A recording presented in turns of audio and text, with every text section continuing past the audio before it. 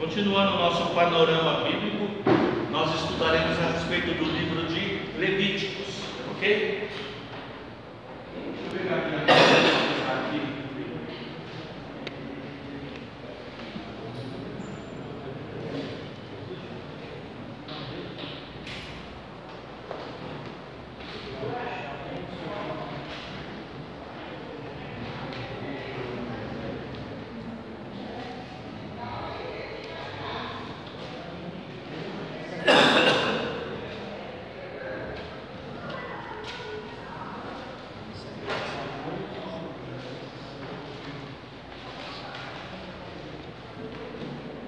Então nós vamos abrir lá em Levíticos capítulo 1, versículo 1.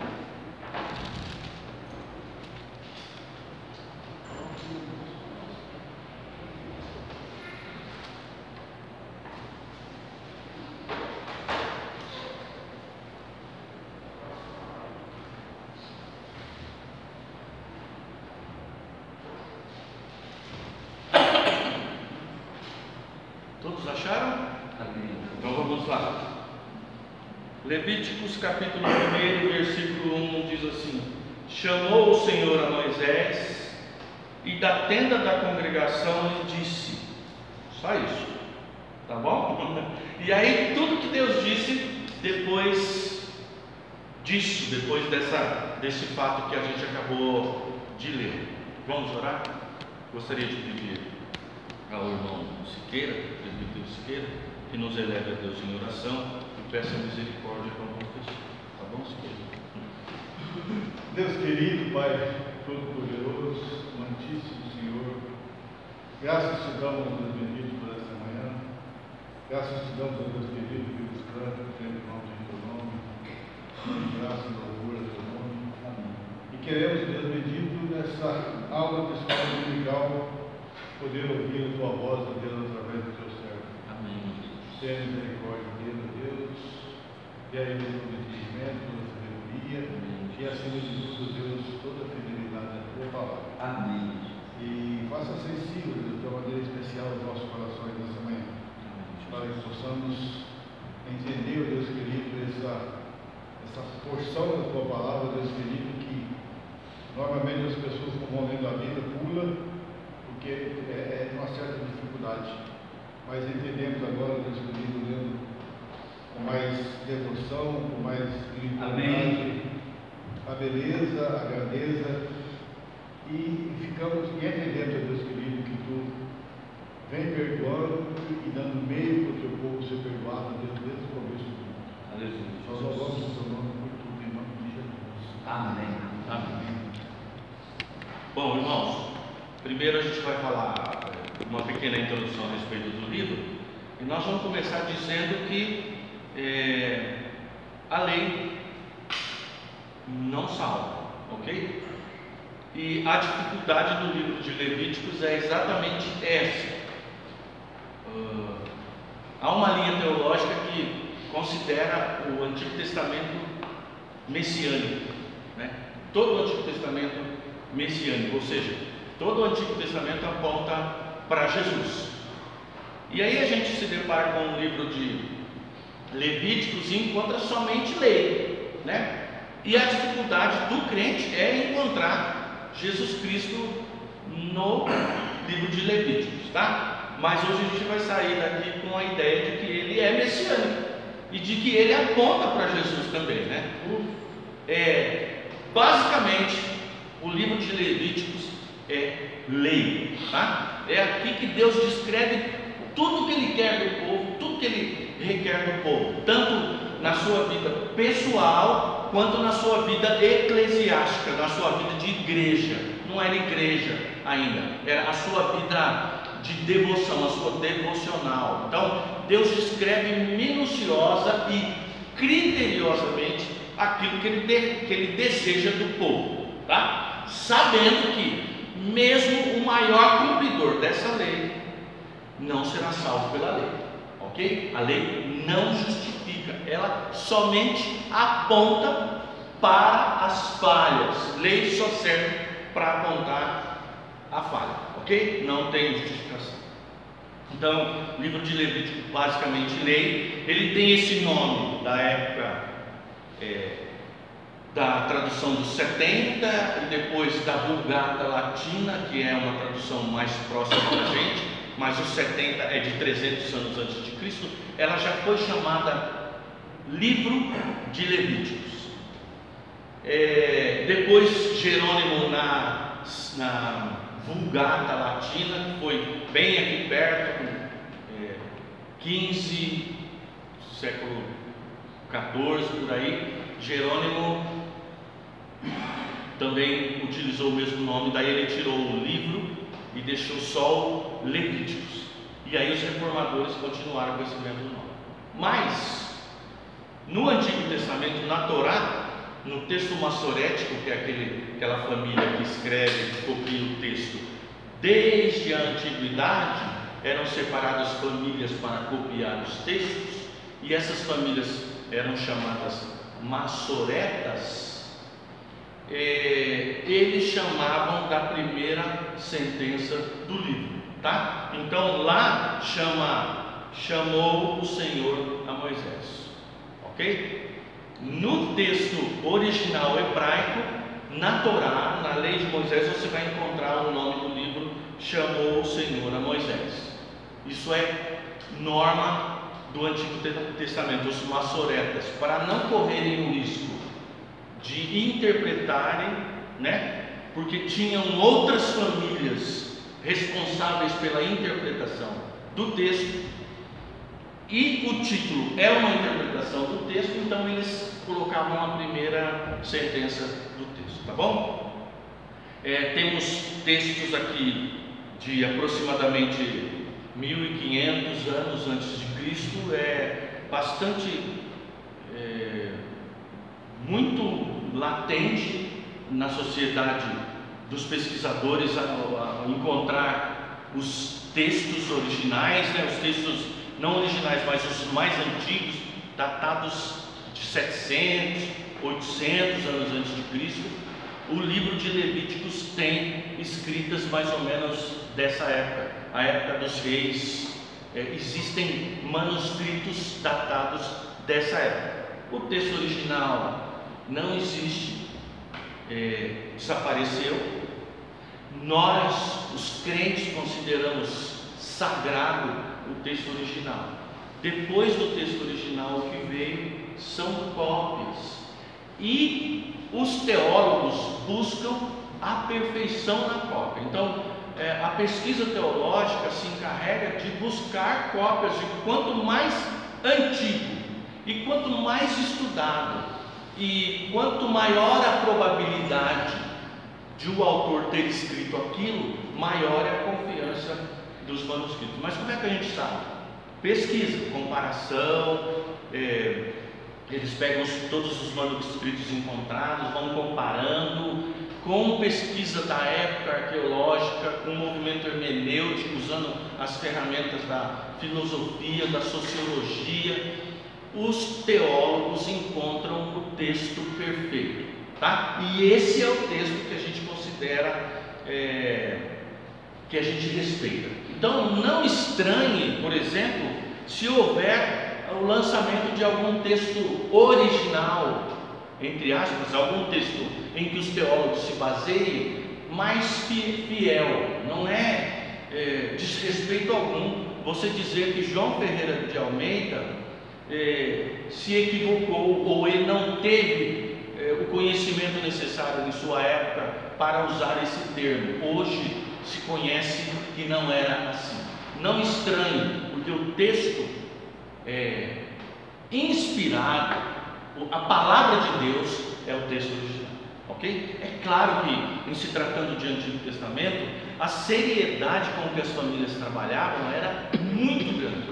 Os massoretas, que eram famílias especializadas e separadas só para fazer cópia dos textos, esses tinham a lei e tinham os escritos contados, a tal ponto de terminarem a sua cópia e identificarem quando faltava uma letra, por exemplo. Faltou uma letra, vamos voltar e procurar onde está para a gente consertar a cópia, tá bom? Então é coisa séria.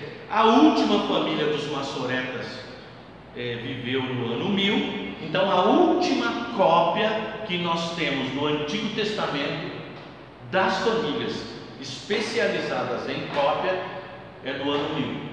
De lá para cá são reproduções daquela cópia do ano 1000, tá bom? Então, irmãos, nós temos que saber dessas coisas para quê? Porque de repente nós estamos tornando canônico aquilo que não é. O cânon, o sagrado para o crente é o texto original, mas o texto original não existe mais. E os cientistas estão em busca da aproximação desse texto, tá bom? Mas aí fica muito relativizado, né, pastor? Aí não tem, não é sagrado, é sagrado, é sagrado. Esse texto aqui, para nós, é o texto sagrado, é o que está nas nossas mãos hoje, é o que estamos fazendo uso hoje, e é o que Deus está usando hoje, nessa geração, para falar com esse povo maravilhoso, para falar ao seu coração. Esse é o texto sagrado, tá bom? Os originais vai até o ano 1000? Não entendi. Os originais duraram até o ano 1000? As cópias duraram até o ano 1000, tá? A família que tinha a última família que copiou foi no ano 1000, tá? Então depois disso a gente foi tirando cópia da cópia, tá? Não são mais as famílias dos maçoretas que fizeram essas cópias. Por isso o que vem de lá para cá, desconfie, não é? No século XVII encontraram o Testemunha de Jeová, falou que a tradução estava errada. Desconfie, porque se a família que era especializada, que tinha na cabeça o número de letras que tinha no Antigo Testamento, deixou aquela do ano 1000, aí vem um maluco no século XVII e diz que todo mundo cristão traduziu errado, e que eles têm a tradução certa, e na tradução deles Cristo não é o Filho de Deus e o Espírito Santo não é uma pessoa, tá bom? Seguir. Marcos, mas eu acho que esse negócio de mudar a cópia e os originais para hoje, o que eu vi quando eu li o livro de Levítico e reli é que Deus criou essas leis porque Ele queria viver no meio do povo. E que ele queria viver no meio do povo. No meio do povo, exatamente. E o povo era sujo, imundo, pecador. Ele falou: se eu não criar uma lei para isso se purificar, não posso viver aqui no meio. Então, isso aí já demonstra um amor incrível, um amor grandioso, e não temos nada que pensar que pode ser cópia falsa, que pode ser. Nós temos que deixar bem claro que isso aqui é a Bíblia, nossa regra de fé prática. E não sair dessa. Estou muito feliz com as coisas da nação, muito contente. Estava entusiasmado por essa aula, não estou decepcionado, estou achando muito bom. Mas toda semana você fala que a Bíblia pode ser assim, pode ser assado e tal, que não seja verdadeira. Você está confundindo pessoas. Né? Não.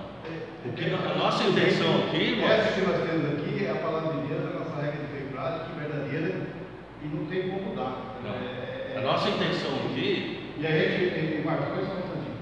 A gente vê que desde o começo, Deus está dando meios para vocês confessar seu pecado, ser perdoados. Naquele tempo eu fazia também do bode, do animal. Você vai deixar eu concluir?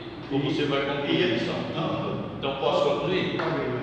Irmãos, a ideia aqui não é ter crentes imaturos que qualquer verdade que bater a sua porta, que você seja levado por qualquer vento de doutrina. Por exemplo, esses dias tinha uma irmã perguntando a respeito da Lilith.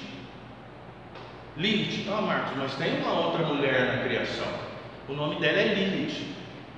É a criação a partir da visão dos Mormons, que é do século XVIII.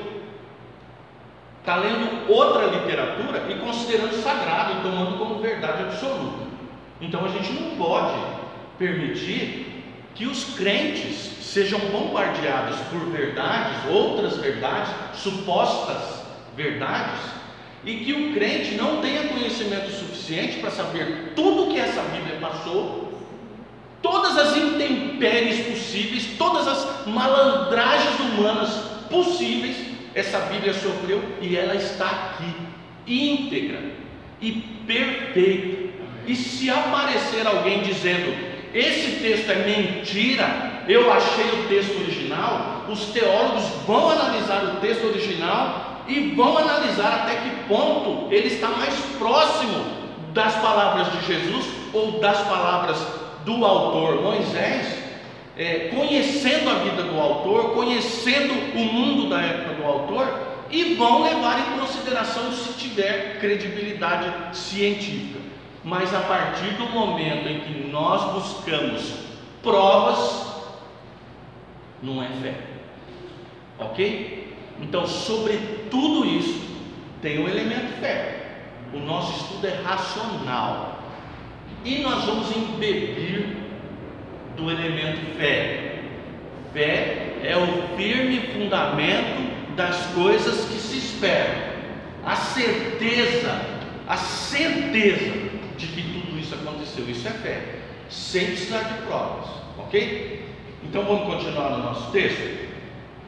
Então o autor, vamos falar primeiro de autoria. Autor, quem que é considerado autor do texto? A gente já falou em outros textos do Antigo Testamento, principalmente da Torá, a respeito da autoria de Moisés, né? Por quê? Cientificamente comprovado não tem. Não adianta você cair no conto da carochinha de que os mergulhadores mergulharam e encontraram roda da biga lá no mar. Isso é mentira, é fake news. Hoje não pode falar mentira, né? Hoje fala fake news. Provavelmente foi aqui que Moisés passou. Por quê? Porque os mergulhadores mergulharam e encontraram rodas de biga. Então foi aqui que conversa. No mundo da teologia não é verdade isso. Isso alimenta a fé, mas uma fé infundada, com mentiras. Como que a gente sabe que foi Moisés que escreveu? Primeiro, porque Jesus falou. Jesus me disse, Moisés disse na lei. Então, isso já torna quase, para mim, ao meu ver, já torna quase que inquestionável. É claro que você não vai entrar em embate, por exemplo, esses embates infrutíferos que tem na televisão, de um cientista com um teólogo. Gente, é coisa diferente, distinta. A ciência está aí para provar com provas. A ciência precisa de prova. O crente não precisa de prova. Como é que isso veio parar na minha mão? Porque Deus direcionou você. E como é que eu creio nisso? Porque Deus suscita a fé no seu coração. Não é nosso, a escolha não é minha. Como é que isso chegou na minha mão? Porque Deus direcionou. Como é que eu sei que é isso? Porque Deus me disse. Eu falei com Jesus hoje. Alguém me disse, Deus existe. Eu falei, Deus existe? Que prova você tem? Eu falei com ele hoje. E aí? Como é que um cientista vai questionar um negócio desse? Não, mas isso aí é uma região do seu cérebro. A gente aprende em psicologia da religião, aprende a carência que o cérebro tem, uma área do cérebro que precisa de religiosidade. Teoricamente eu consigo explicar, né, cientificamente. Mas, irmãos, a partir do momento que eu começo a buscar, a Bíblia chegou na minha mão e eu creio, porque eu sou da descendência de Abraão. E Deus está buscando os seus descendentes. É um povo escolhido. Ele firmou aliança com um povo e eu faço parte desse povo. Como? Ele colocou no meu coração. Isso é místico. Não tem explicação. E não adianta a ciência ficar. Vou morrer dizendo que eu sou crente. Vou para a cova do leão. Não adianta. Quanto maior a perseguição, quanto maior os desafios contra os crentes, quanto mais ameaçado nós nos sentirmos, maior será a fé no coração. Por isso que os crentes morriam em arenas, morriam glorificando e cantando. Eu vejo o céu aberto. Está entendendo? Você está aqui porque Deus colocou fé no seu coração. Então, quem disse que o texto é de Moisés? Jesus. E depois de Jesus, os profetas também disseram.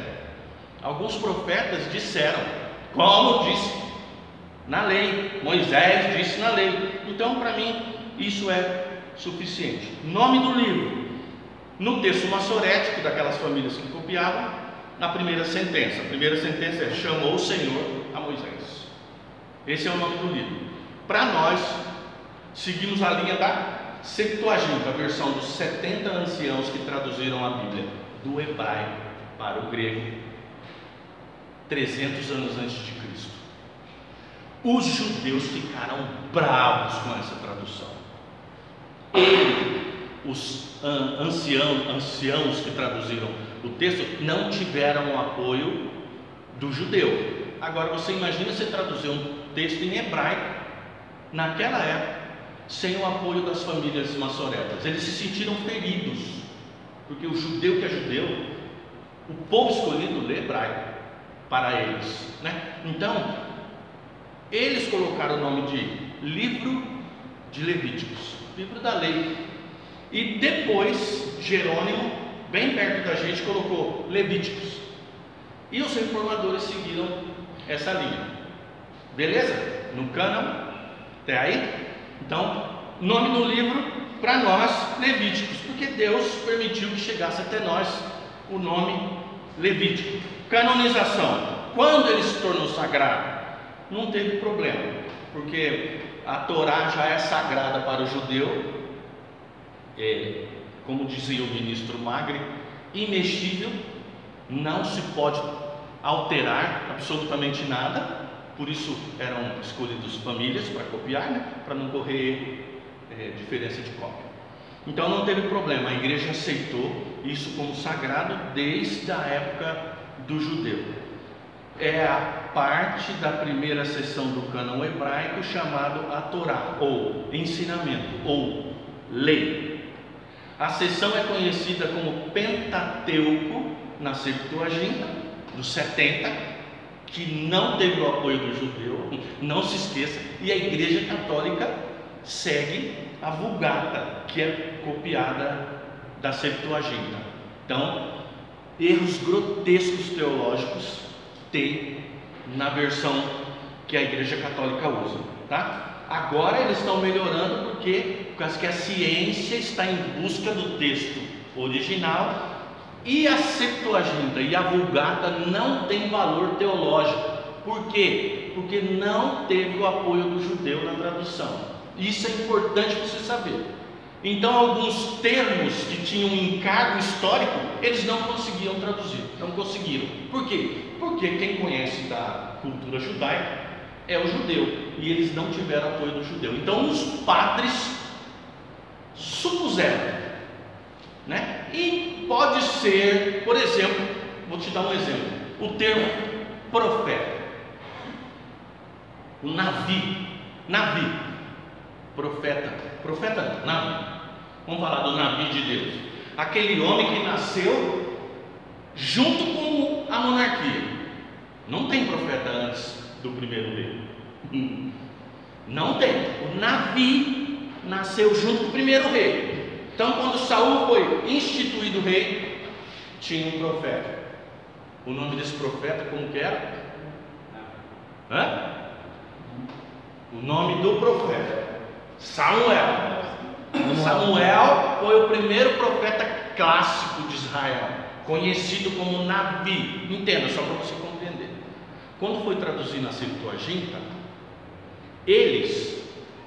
a ideia da profecia do Navi é que ele nasceu junto com a monarquia, ou seja, o primeiro rei foi instituído, o primeiro profeta estava no pé do rei. Sabe para quê? Pode denunciar. Caguetar o rei. Falar: rei, o que você está fazendo nas escondidas, Deus está vendo e vai te cobrar. Por isso o rei, quando o profeta de Deus fala, ele treme. Não foi assim com Davi?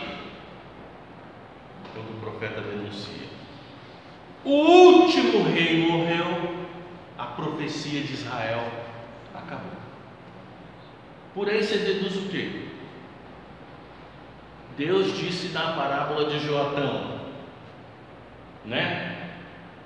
Perguntamos para Oliveira: Oliveira, você não quer reinar sobre nós? Não, eu estou ocupado, estou produzindo meus frutos, para produzir o óleo, para produzir luz, para produzir tempero, para ungir os olhos. Oh, tá bom, vamos perguntar para a parreira, para a oliveira, parreira, videira, você não quer reinar sobre nós? Não, eu preciso produzir a uva, para produzir o vinho, é remédio, é alegria. Foi perguntando para as árvores úteis que produzem alimento. Aí chegou para o espinheiro e perguntou para o espinheiro: espinheiro, abrolho, reina sobre nós? Claro, né? Claro que eu reino sobre vocês. E aí o tranqueira, o texto quer dizer que rei é tranqueira, por isso que ele precisa de um delegado. O navio de Deus é delegado de Deus para denunciar as más obras do rei ao povo, para tornar visível, patente aos olhos de todos aquilo que o rei faz às escondidas, as maracutaias e tudo. Só que na tradução, na hora de traduzir, eles pegaram, porque o navio de Deus, ele não é só o que denuncia. Deus dava poder a eles para se livrar dos problemas de sua época que o ameaçavam. Por exemplo, dá um exemplo que um navio, de um poder que um navio tinha. Por exemplo, fazer o machado flutuar na água, não é? Ele orou. Por exemplo, um outro, fazer a botija de azeite nunca cessar. Água amarga lá. Água amarga, brotar farinha da onde não tem trigo, e outros atributos eram acrescentados a esse homem para que ele sobrevivesse e para que o poder de Deus fosse evidenciado. Mas aí, na hora de traduzir, o profeta de Deus, profetes, é o termo em grego. O que eles fizeram? Quem que a gente vai jogar no profetes? Primeiro vamos jogar os mágicos, né? Profetes a gente põe mágico, põe vidente, põe que mais? Tudo que fazia alguma coisa extra, alguma magia, Os místicos, místicos, tudo eles jogaram dentro do profetes, e é o profeta de hoje. Daí a confusão teológica, e aí as pessoas acham que o profeta tem que falar em línguas, por exemplo, ou tem que ver o futuro, tem que ressuscitar mortos. Não. O profeta original, o navio de Deus, é aquele que denuncia as más obras dos homens e anuncia o reino vindouro. Nesse sentido, a igreja tem o ministério profético. Ela é quem deve denunciar as más obras dos governantes. Então esse negócio de igreja não se meter em política, mentira. Não desse jeito, nesse modelo sujo e de jogos escusos, mas no sentido de denunciar as más obras dos governantes e anunciar a vinda do reino. Então, entende a dificuldade de tradução? E como esse termo, muitos outros erros grotescos foram cometidos na Septuaginta, que virou a Vulgata Latina e que é a versão que os católicos usam. Erros graves teológicos que os reformadores não puderam deixar passar. Eles tiraram tudo que conseguiram dos erros teológicos e das falhas da tradução da Vulgata. Beleza? Então, nós somos descendentes da Septuaginta e da Vulgata, mas louvado seja Deus, porque os reformadores foram ungidos pelo Espírito de Deus para tirar do cânon tudo que feria a integridade do texto original. Entende o porquê que a pesquisa é necessária? Amém? Alguma pergunta? O que é o profeta? Não entendi. Ró profetesse? Profeta. O profeta. Tá? Então, o Navi de Deus era um termo hebraico. E eles entenderam que o Navi que denunciava o rei podia ser jogado dentro do termo Ró profetesse, o profeta, né? Por isso que hoje o profeta tem que ser mágico, tem que ser vidente, tem que ser ressuscitar mortos, tem que ser tudo, faz chover, tudo. Você fala, tem uma profetisa ali, como você sabe? Ela vê o futuro, ela falou tudo da minha vida. Não é profetisa, Acertou ela é tudo. vidente. Acertou tudo. Acertou tudo da minha vida. Separe do meio de vocês os videntes de Israel. Deus. Os que consultam mortos, Israel. Separe do meio de vocês. Aí o cara lê o profeta, né? Lê a Torá dizendo com cuidado de Deus: não deixe no meio de vocês, matem. Aí a Septuaginta joga dentro do profeta. Beleza? O Espiritismo adorou isso, né? Hã? O Espiritismo adorou isso. Claro, né? Aí o cara falou assim: o poder da vírgula. Um rapaz veio me questionar, Marcos, uma vírgula tem diferença. Por exemplo, em verdade te digo, hoje estarás comigo no paraíso. Em verdade te digo hoje, vírgula, estarás comigo no paraíso. Eu falei, meu irmão, começa que não tem vírgula no texto original. Então, o teólogo precisa compreender o tempo verbal, compreender quem fala, para quem fala, quem escuta, para ele montar a frase. Não é assim, eu mudei a vírgula do texto original hebraico ou do texto grego. Não tem vírgula. Então, o estudo é mais profundo do que uma rasa visão como os espíritas, uma rasa visão como os testemunhas de Jeová. Não, aqui o nome de Deus é Jeová. Acabou. Errado. Jeová não existe na Bíblia. Existe Ervá, tão impronunciável. Eles fizeram de um jeito que não é para você estar falando. E aí, em uns textos chama Deus de Javé e em outros do impronunciável.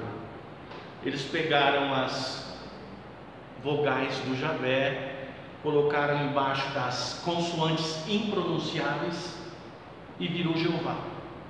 E agora eles montaram uma doutrina dizendo que o nome de Deus é Jeová. Não é Jeová. Javé é o mais próximo que se pode pronunciar. Javé. O outro é impronunciável. Não tenta inventar. Por quê? Porque o judeu fez para nem eles se pronunciarem